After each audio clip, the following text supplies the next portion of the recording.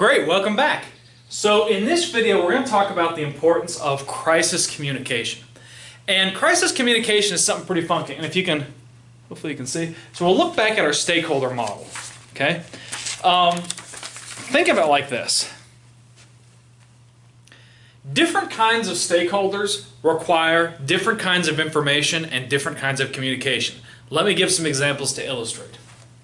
If you are an owner of a firm, or even if you're a shareholder, you can inquire into your favorite company and ask questions about their books, about routine operations, all that kind of stuff. So if you're looking at Jack in the Box and you are a franchisee, a franchise owner, you can ask any sort of question about how Jack in the Box does those kinds of things. How do they fry those hamburgers, cook those hamburgers, how do they make those french fries, whatever. You can ask those things. And that's information that you want to have because of who you are, a franchise owner.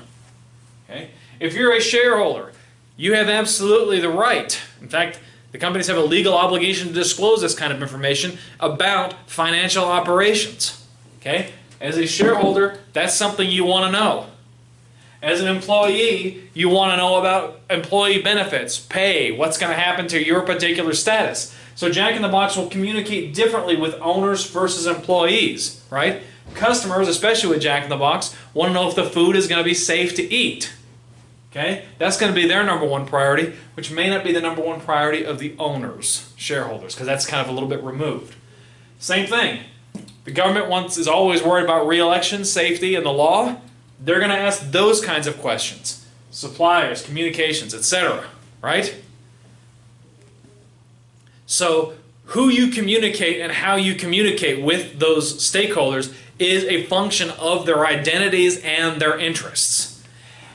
Once again, because the corporation is at the center of all of that communication, they can use communication, especially during periods of crises, as a way to balance and kind of counterbalance things to their benefit. And I really like this statement on page 147 of the article. It says, strategic ambiguity serves four functions.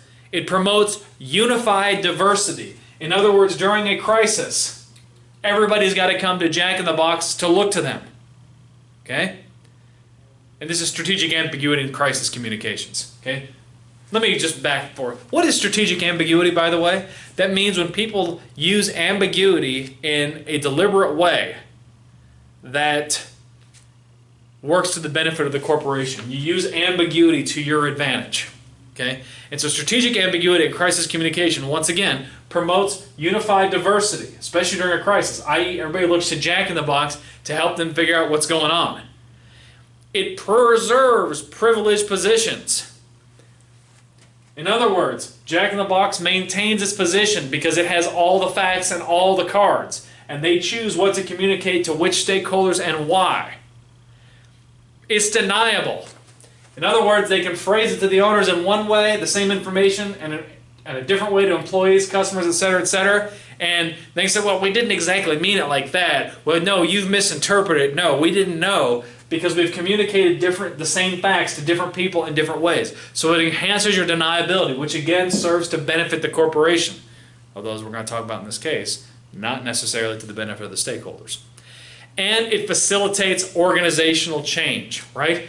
Because when owners don't necessarily know what's going on to the same detail that the employees do, again, you can kind of counterbalance these interests in such a way that you can create some sort of a change within the particular firm. Great.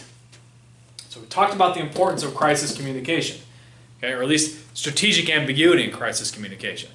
But whichever approach you choose to communicate, failure to communicate effectively, failure to seize the moment of a crisis, and failure to kind of drive that narrative, because remember, this is a big part of narrative entrepreneurship, right?